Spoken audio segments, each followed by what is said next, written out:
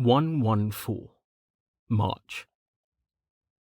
An icy wind ruffled Rain's cloak as he passed through the barrier east of Fel Sedanis. He smiled and closed his eyes, breathing in the clean air as his boots crunched against the trampled snow. Finally. He turned back to look at the city one last time. The scene was hazy from the smoke, and the crumbling walls hid the growing foundations of the Watch's citadel from view. The land around the city was a mushroom swamp in full now, with the tallest specimens reaching over 3 meters in height. The heat had accelerated their growth. There were none to be seen outside the barrier. It was 10th bell, and true to Rain's word, the company had moved out an hour ago. They were presently arrayed behind him, settling into formation for the journey. Rain had just needed to take care of a few last things in the city, but now all of that was done with. It would be a long time before he ever saw this place again. If ever. "I'll see you around, Bartum." He turned, walking across Amelia's dirt bridge and past the gathered members of the company, until he reached a sled that held some of the spare equipment. He selected a sword which he belted at his waist, then a wooden shield and a spear, which he would carry with him as they marched. The best way to learn was by doing, and the best way to lead was by example. He was in the same boat as the unawakened when it came to using these weapons. Samson's crash course on the sword, and last night's formation drills were the sum total of his experience, not counting what he'd seen in movies. The rest would come down to practice. Anyway, carrying the weapons was less about the need for them, and more about showing solidarity. He had a heavy pack on his back over his cloak, for much the same reason. That was in addition to his own messenger bag, slung at his side. Both were stuffed to bursting with supplies. "Okay, everyone, just like we practiced," Rain said, walking to the head of the group. He looked up at Tallheart, who was sitting atop the forge wagon with Starvo riding shotgun. Dozer was in the bed. Rain could feel happily asleep in his wooden crate. Tallheart nodded and pushed the forge wagon's levers forward. The vehicle jerked into motion. The smith pedaled slowly to keep the flywheel going, with Starvo providing token assistance. Tallheart was only letting the old man ride along in consideration for his missing foot, and on the condition that he kept his mouth shut. Others would get turns as needed. Rain himself was planning on putting some pedal time in later. He felt a bit stiff, having skipped his morning workout in anticipation of all the walking they were going to be doing.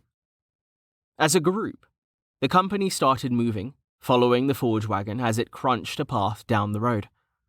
The snow wasn't that deep, perhaps 20 centimeters at most, but it was significantly easier to just let the forge wagon's treads do all the hard work. As part of the lead group, Rain didn't have that luxury.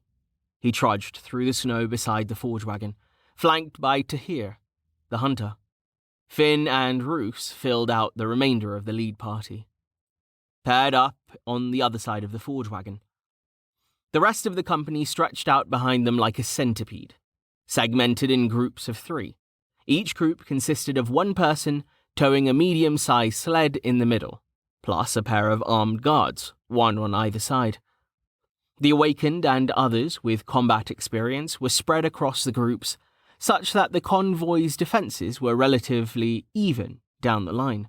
The end of their little caravan was formed by Mlem and his self-powered journey cart, which did much better on the snow after it had been packed down by the sleds. Everyone had packs to deal with too, of course, even the guards.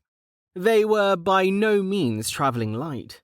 Progress was going to be slow, with frequent breaks until everyone got used to the physical demands of the loaded march.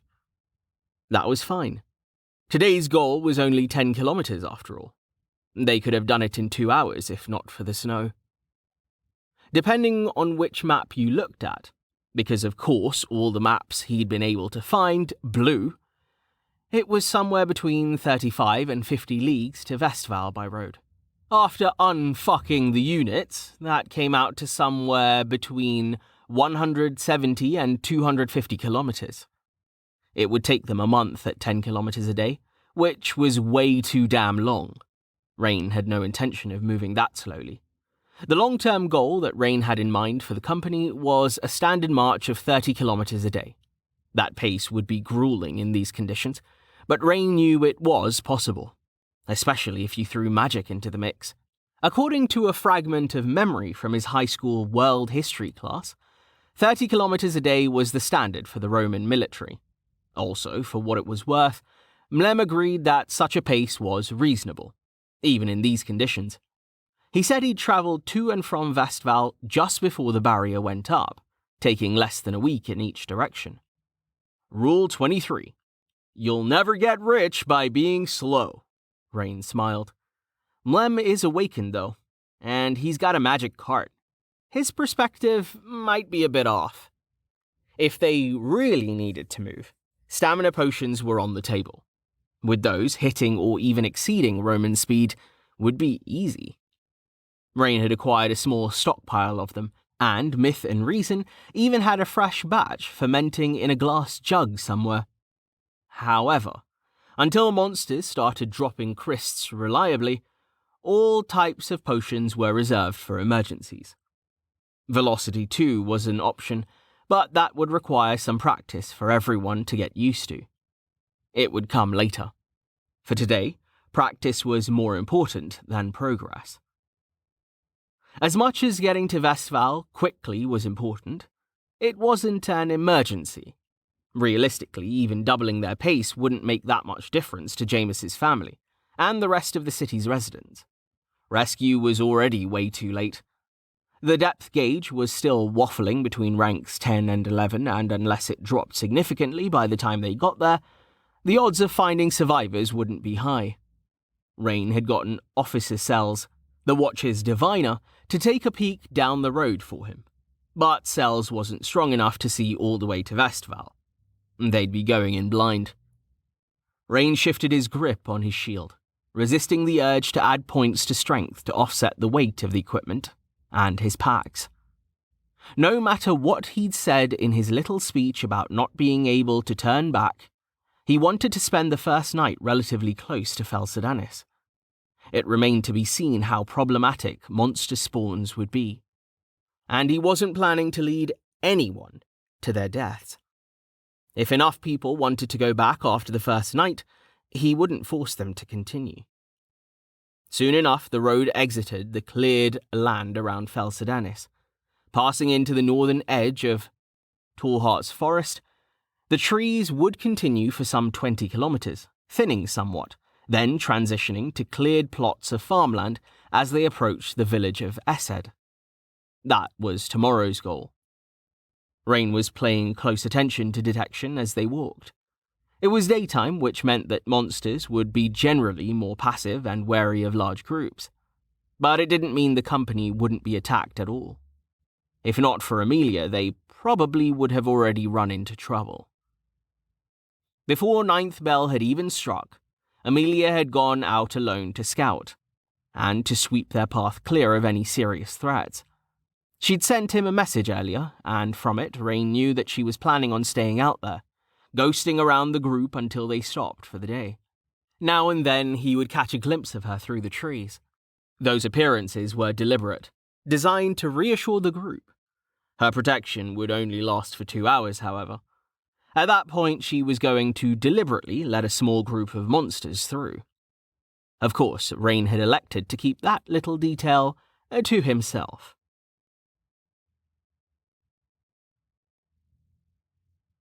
In the fourth group from the head of the line, Lynn Aleois Draves was finding that marching in heavy gear was significantly more taxing than she'd been expecting.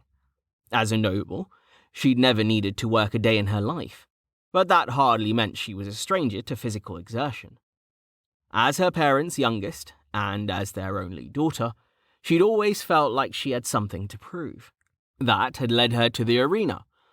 It was embarrassing for her, therefore, to be having trouble with something as simple as a march through the snow. It had been almost 2 hours since they'd set out, and there was no indication that they were going to get another break anytime soon. They'd stopped once for a 10-minute breather, and then again for slightly longer when something had gone wrong with the ridiculous mechanical contraption they were following. When the next break would be, Lynn had no idea, and she wasn't about to make herself look weak by asking. She glanced at the man toiling beside her, pulling the sled. Lynn had yet to speak with him at all, not being particularly happy with the group in which she had been placed.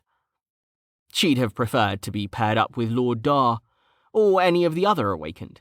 She didn't want to have to worry about two commoners when the excitement started. She shook her head. No, not commoners. Amateurs. Lynn had met many commoners in the arena, even losing matches to them occasionally. She was sure that these two were perfectly fine people. The real issue was that they weren't fighters. They'd gotten past Maisel, at least. Now there was someone that Lynn was glad she'd never had to face on the beam. Sighing, Lynn waved her spear to catch the attention of the man pulling the sled. I might as well make an effort. He looked over and she took a deep breath, then spoke, trying to hide how badly she was out of breath. So, since it looks like we're going to be stuck together for a while, I figure I should at least introduce myself. My name is Lynn Draves. What's yours? Nails, the man said. What did you do, Nails, before joining Ascension? She gestured at the convoy. Worked, Nails said. Lynn hid her frown. Not a big talker, this one. Doing what? Nails shrugged his shoulders, adjusting his grip on the sled's tow harness. This sort of thing. So, you were porter? Sometimes. There was a long pause. Just when Lynn was about to make another effort, the man spoke up of his own will. You're a noble. Lynn tightened her grip on the spear. I was. My family died in the shift. Not the whole house, just my part of it. She looked away. I'm the last one left. Sorry, Nail said. Yeah, Lynn said. When she spoke again, it was to change the subject. So, what made you decide to join? I was already working for Rain. Nails paused as if considering. He's a good person. Huh. How long have you known him? Lynn asked. 2 weeks, maybe. What day's today? 2nd of winter night. Already? Nail said. I thought we were still in Frostfall. It's cold enough either way, Lynn said. I'm not looking forward to Fallow. If we're still out here by then. This cloak isn't going to be enough, and the gambeson I got issued has a hole, though I shouldn't complain. Fucking shift. Rain has heat aura, Nail said. Delphina saw him use it. I heard that, Lynn said, nodding. Who's Delphina? Nails gestured to the third member of their party, a woman walking on the other side of the sled carrying a shield and spear just like her own. Oh, said Lynn, then raised her voice. Hello? Delphina looked over, then quickly away the moment their eyes met. Lynn raised an eyebrow. She's quiet, Nails said by way of explanation. Wait, Nails, did I just hear you call someone quiet? Someone called from the group behind them. What's that, Maker? Mute! Sharp Fass, Nail said. She talks, just not to idiots like you. Oi! Fass shouted. Lynn smiled. Look alive, everyone! On the right! Came a booming voice from the front of the caravan. Lynn jerked her head forward, seeing Rain perched unsteadily atop the forge wagon, pointing. We've got incoming. Full halt, leave the sleds and get ready. Shields and spears in the front, archers in the back. Awakened, no magic. No magic? Lynn turned, shrugging out of her pack as she moved forward to join the others in mustering for battle. After a moment, Nails and Delphina appeared on either side of her. Nails had retrieved a shield and a spear from the sled. This wasn't the first monster attack that they'd had, but it was the first time an actual halt had been called. The previous incidents had both been rogue plague rats, each one being quickly felled by arrows from a distance. Lynn searched the trees looking for the threat. Whatever it was going to be big.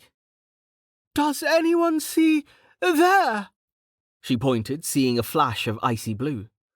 She relaxed slightly, recognizing the monster. "Why call a halt for these?" "Ice slimes!" someone called from further down the line. Lynn could now see a few more of them coming through the trees. "Use your shield," Lynn said, glancing at Delphina and Nails. "They'll jump when they get close. Shake them off.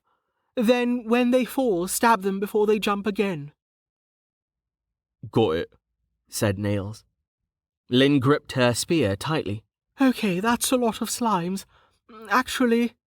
More and more of them just kept filtering out of the trees, leaving tracks of hardened ice atop the snow. Arrows were already flying, claiming the first kills. Lynn cursed, staring at the oncoming monsters.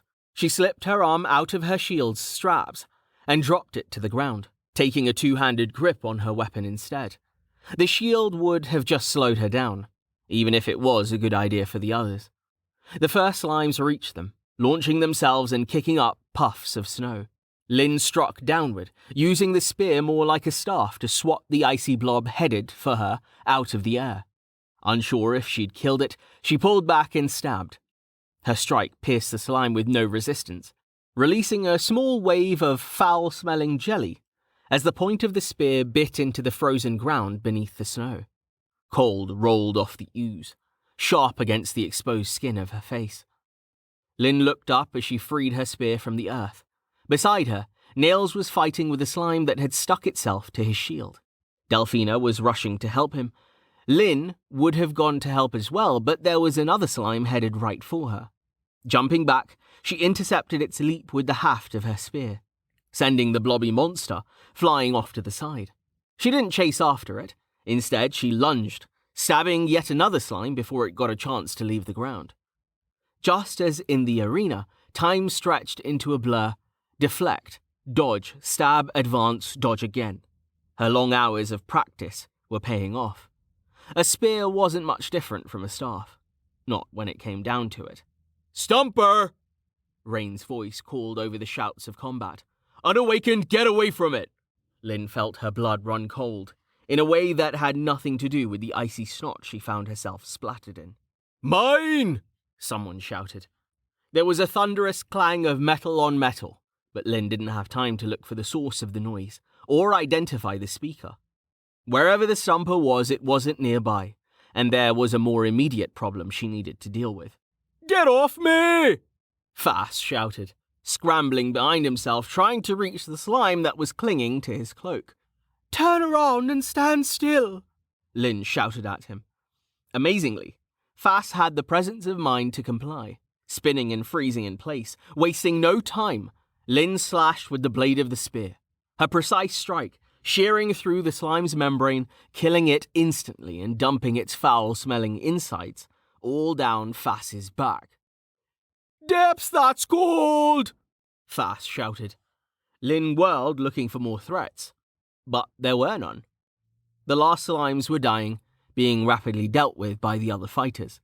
The stumper, she now saw, had come out of the trees near the tail of the caravan. It was already dead. The bearded turtle was stomping on its corpse with an armored boot, while Lord Dar and the orange-robed mage looked on. Jameis, she thought his name was. "If you got wounded, raise your hand!" Rain's voice rose over the chaos. Lynn spun to see him hurtling towards her. The nimbus of Purify surrounded him, and as he passed, the icy filth-soaking Fass vanished as if it had never been. Lynn looked down, seeing that she had also been cleared of the splattered evidence of the battle. She looked up, watching wordlessly as Rain tore down the line, luminescent mist trailing in his wake.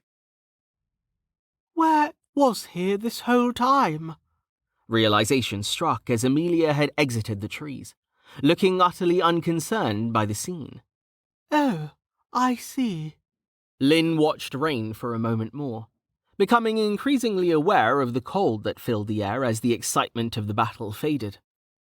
The Gambeson had protected her well, but she'd barely gotten any slime on her. Looking around at the others, she sighed, seeing more than a few pairs of chattering teeth belonging to those who hadn't been as quick to dodge. I suppose we do need the practice.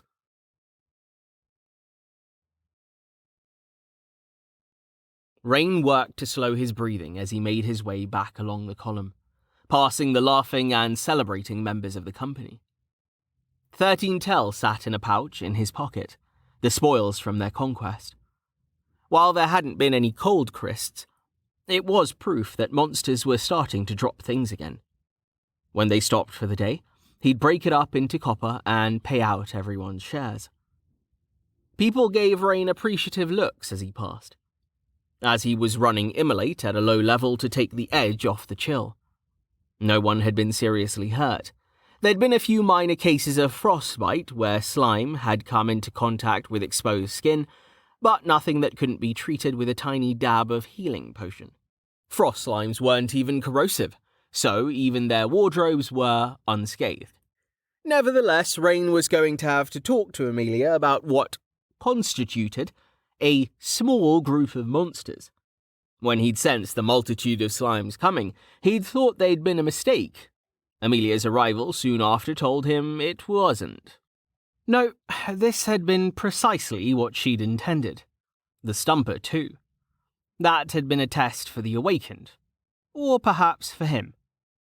Rain frowned as he watched Amelia disappear back into the trees, off to resume her scouting, no doubt. He shook his head with a sigh. Everything worked out fine, I guess. Maybe she's got a better estimate of how much we can handle than I do. They're going to need to learn to protect themselves. It's just holding back when someone might get hurt is hard. Rain made his way toward the forge wagon, planning to take a shift on pedal duty now that Stavo had wandered off toward the back of the caravan. The old scholar had said he wanted to talk to Jameis and walk a while, so the seat was free. As he approached, he dropped Immolate, knowing that the magic would have just been sucked up by the vehicle's metallic frame. Metal had a sort of gravity well when it came to magic. The higher the mana consumption rate, the stronger the pull. If you launched a firebolt at a warrior, they'd be able to block it with a sword if they managed to get the blade within, say, 5 centimeters of the bolt. The required distance depended on the strength of the spell, its type, as well as the specific metal that the sword was made from. For example, the Dark Revenant's armor that he was wearing was made of dark steel, with a 99.9% mana conversion. That meant that for every 1,000 points of magical damage, only 1 point would impact the durability, with the rest being converted to mana and absorbed. For non-damaging spells, it was much the same, except the numbers were harder to quantify. A debuff like Malaise would get cut down to 0.1% of its effectiveness. The rest of the energy would be converted to mana and absorbed. But that was where things started getting squirrely. It wasn't the original mana cost of the spell, it was some sort of a damage equivalent based on spell efficiency or something. Of course, all of this became even more complicated when souls got involved. Order of effect, perception of the target, intent of the caster, and so forth. In the case of the Forge Wagon, though, it was simple. Trying to use magic near that much metal was like trying to roll a ball bearing past a powerful magnet. At low power, even something omnidirectional like an aura couldn't avoid getting sucked in. Boosting the spell high enough for some of the magic to break free simply wasn't worth the effort, let alone pushing hard enough to actually saturate the metal. As with his armor, the effect wasn't able to override Rain's own domain. It still messed with the mana, but couldn't absorb it. When seated on the forge wagon, Winter worked just fine as a singularity, and at the kind of power levels he always ran it at, it was capable of reaching the person sitting in the other seat. Detection also worked. That particular spell didn't seem to care about the presence of metal whatsoever. It wasn't even the "not occluded by mundane materials" effect listed on the skill card. According to Amelia, metal should have overridden that. She'd said instead that it was because detection was a divination aspect spell. Whatever the reason, it tracked with Rain's own experience. He'd been able to use detection to find ores back in the mine, and to see straight through the metal box Rankin had been using to hide his stash. Shielding something against divination took a bit more effort than just lining the walls of your secret base with lead, apparently. Likewise, some skills were explicitly meant to work with metal. Case in point, Tallheart, who was standing at his anvil tapping lightly with his hammer. Rain couldn't see what he was working on from this angle. "Hey, Tallheart, what did I miss?" Rain asked, gesturing. "Nothing," Tallheart said. "Please, do something about this." He pointed to his feet where Dozer was clinging to his leg. Rain smiled. "Dozer, down," he commanded. The slime obediently released Tallheart's leg and dropped to the snow. The moment it hit the ground, it quivered in shock. Feelings of distress and betrayal came across the link, but that might have just been Rain projecting. Dozer didn't like snow, or the cold in general. Rain hurriedly walked around the forge wagon to stow his shield and spear in the small gap behind the seats, then bent down and grabbed the slime, cradling it in his arms, like a giant water balloon. Dozer jiggled contentedly against his chest, snuggling as only an amorphous blob could. "Don't get used to it, Dozer. You're too big for this. You're going to have to learn to deal with the snow." This was met with nothing but happy confusion. Rain sighed, stroking the slime idly as he peered up at what Tallheart was working on. "What are you making?" Tallheart held up a cylindrical piece of metal. He turned it, showing Rain that it was hollow. "A cylinder for your damping idea. I am growing tired of the bouncing. And the noise." "Oh, cool," Rain said. "I'm not sure what we can do about the noise, though. The links for the treads need to be loose enough to accommodate the suspension, hence all the clanking. I will make a muffler, now that we are away from the city." "A what?" Rain asked. "A muffler," Tallheart said. "I will need, 2 arcane crysts." "Oh, a muffler. Like muffle the spell? It's worth it, I guess. We've only got 7 arcane crysts, though." Tallheart rumbled in confirmation. "Yes." He jumped down from the bed, then tucked the unfinished cylinder into a crate, below the anvil that held a few other metal bits and bobs. "I will finish tonight. We should keep moving." Rain nodded. "I'll pedal with you for a bit. I've got something I wanted to talk to you about anyway." Tallheart said. "We are still stopping Ali for the night." "Yeah," Rain said. "Hang on. Let me check the odometer." The odometer was a work in progress, and Rain's answer to crappy cartography. At the moment, it wasn't mounted anywhere convenient where it could be read while in motion. They'd bolted it beneath the bed near the back left axle.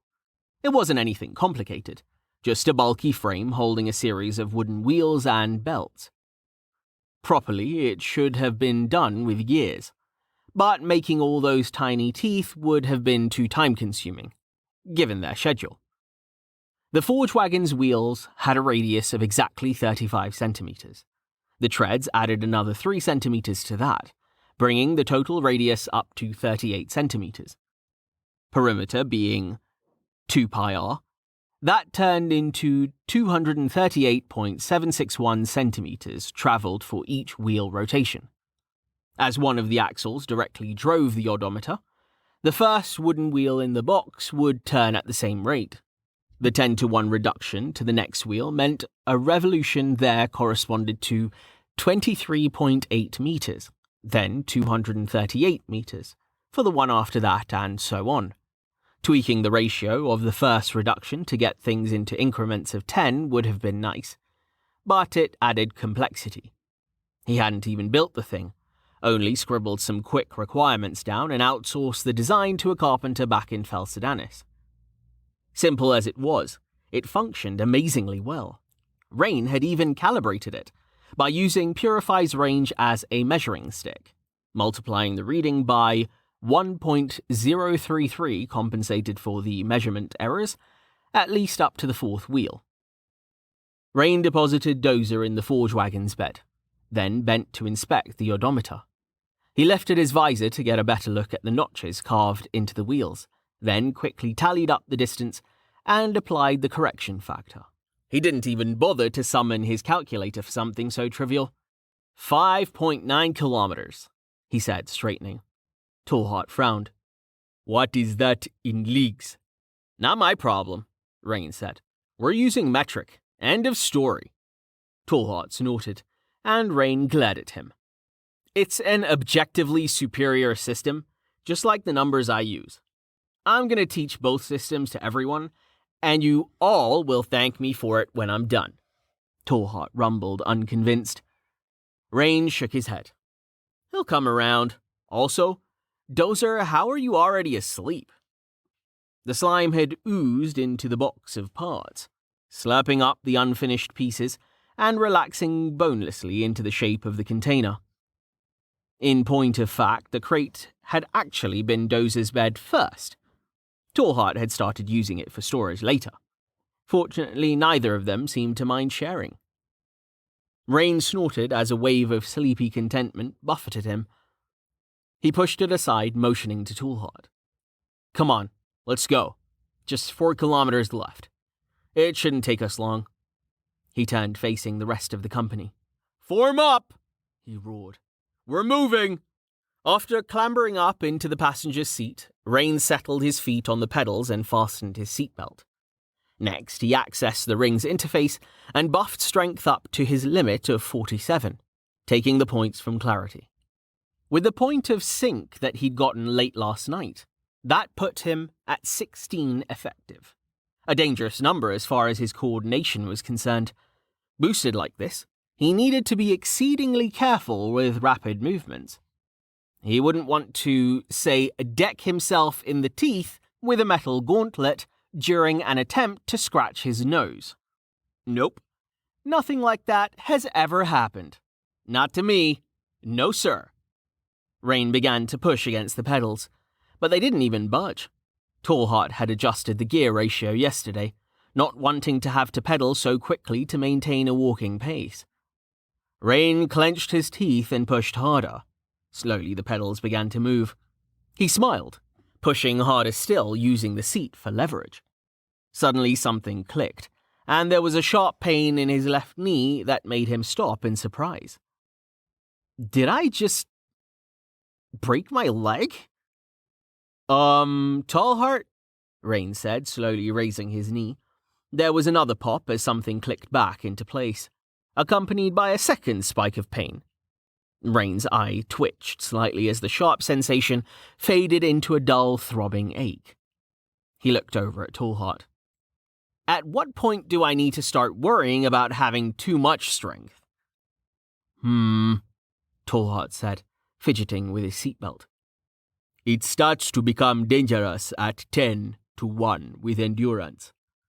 Recovery only matters after the damage is done. He looked up, alarm flickering across his face, when he saw Rain cradling his knee. Was that noise you? What happened?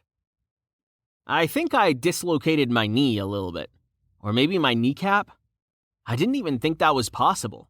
It popped back in, but yeah, not pleasant. Are you sure? Tallheart asked, peering at Rain's leg, then back at his face. You do not seem to be in distress. Yeah, pretty sure, Rain said, flexing the joint slowly. Everything seemed to be working, but his body was screaming at him to stop. Instead, he straightened his leg and consulted his menus. I'm only at a 5-to-1 ratio with endurance, so why... He blinked. Oh, that would do it. Dropping his strength to 15, Rain healed his knee in a puff of overhealth, then brought his strength back up to 30 and dumped the remaining balance in endurance. He looked over at Tallhot, who was watching him with concern. I wasn't at max health. I guess my ligaments couldn't take it? He pitched his voice up, making it a question. Tallhot frowned. Perhaps. Rain nodded. That's it. Resting buff of 10 for endurance from now on. That was not pleasant. Okay, let's go. He started pushing again, pulling the rest of his points out of clarity and spreading them between endurance and strength, not exceeding a 2-to-1 ratio. Are you well, Rain? Tallhot asked, watching him. Fine, Rain said. Already healed. Damn, this flywheel is heavy. Turn, damn you! That is not what I meant, Tallhot said. The pedals started turning effortlessly as the smith added his strength to Rain's. You have not been sleeping enough. You are pushing yourself too hard. Rain cut himself off. He was going to say fine again, but that really wasn't true, and he knew it. He kept pedaling, matching Tallhot's speed. He glanced to the side at Tahir and Finn, who were chatting nearby. He cleared his throat and called out to them. Tahir, Finn, go find out where Roos wandered off to. Then all of you fall back to the first sled. Tallheart and I are going to take the forge wagon ahead for a little bit so we can have a private conversation. Keep an eye on us, but don't let anyone eavesdrop, okay? Sure thing, boss, Finn said, slapping Tahir on the shoulder. The two of them retreated and Tallheart pushed the controls forward. Rain twisted himself around to look over his shoulder as the forge wagon lurched into motion, then waved to Vanna to get everyone to follow.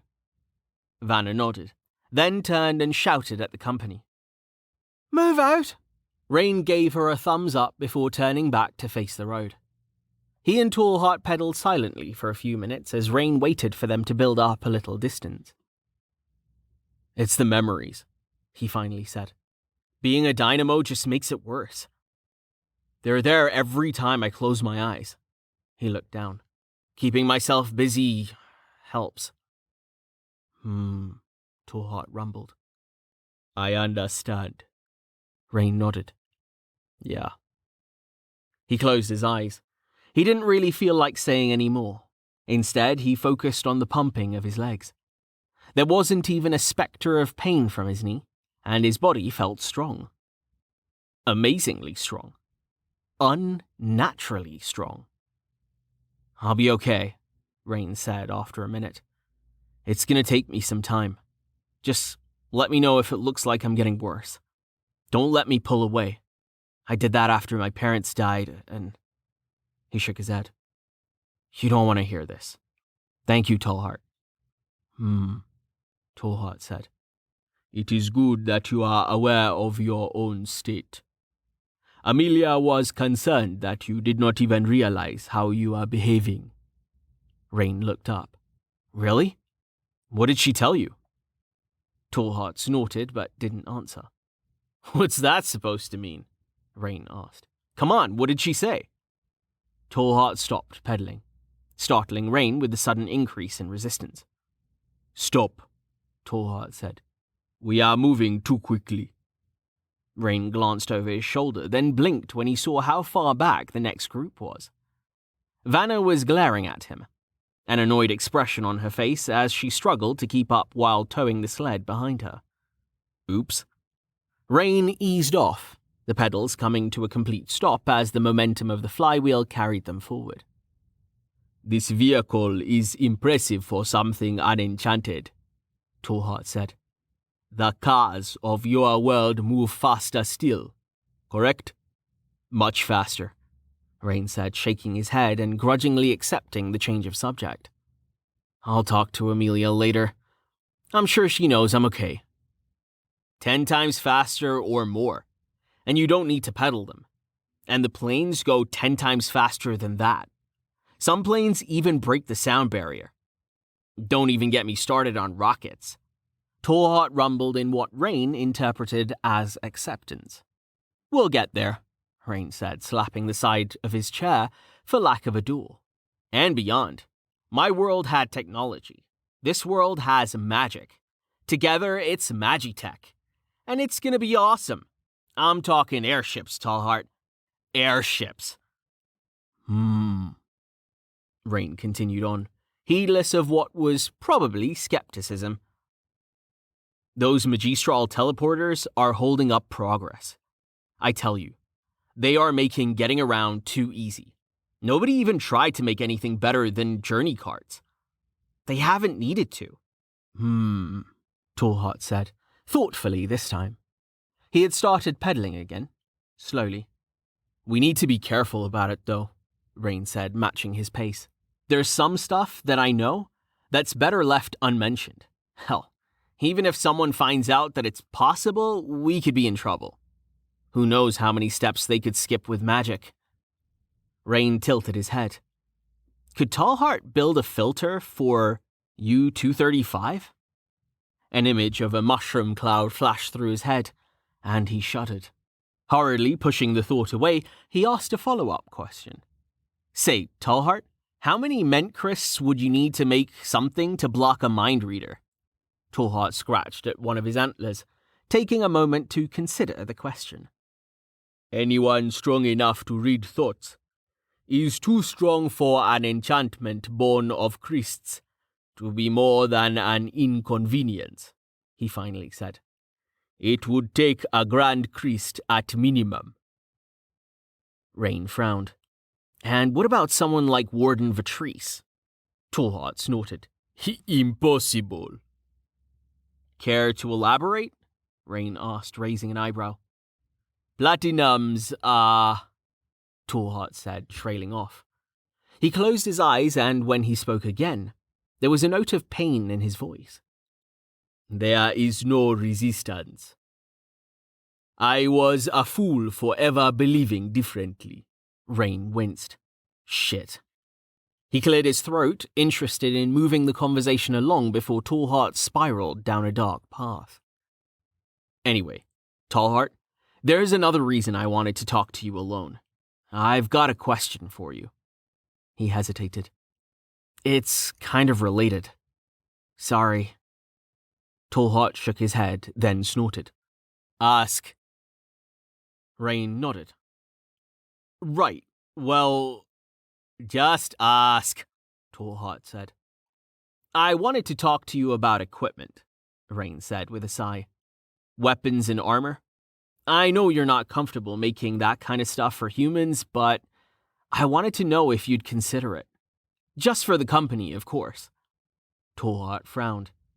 Rain held up his hands hurriedly. "I'm not going to push you on it. I just wanted to see where you stood. I'm not even sure it's a good idea, given all the shit crafters I have to deal with. I don't exactly want word to spread about what you can do. Still, imagine what this company would look like if we all had full plate armor, even without enchantments. I know you can make way better gear than the crap I bought." Rain gestured to the sword at his hip, indicating the specks of rust on the pommel. Tallheart rumbled non-committally. After a few seconds of silence, he spoke again. "You, Amelia, and Gemas are the only humans I trust." "To be clear, that's a no, right?" Tallheart just looked at him. Rain sighed, rubbing at his eyes. "Damn it! I fucked this all up. Stupid Rain. Stupid." "Fair enough," he said after a moment. "I won't ask again. I said I wouldn't push, and I won't." Tallheart nodded. The two of them pedaled in silence for a few minutes. Tallheart stared into the distance, his thoughts remaining inscrutable, as Rain pored over the conversation, trying to determine how he could have approached things differently. Suddenly a thought struck him, and he tilted his head. "What about Stavo?" Tallheart looked at him, raising an eyebrow. "You didn't include him in your list of trusted humans," Rain elaborated. "You made some wire and stuff for him, though. And you let him ride up here." Tallheart snorted. I trust Stavo to be Stavo. He looked at Rain, face expressionless. Noisy, but harmless. Oof, Rain said. Do not tell him I said that, Tallheart said, the corners of his eyes crinkling. He is not bad for a human. Loud, pushy, and rude, but not bad. Tallheart paused, tilting his head. Do not tell him I said that either. Rain laughed, a small fraction of his tension draining away. Sure thing, Tallheart.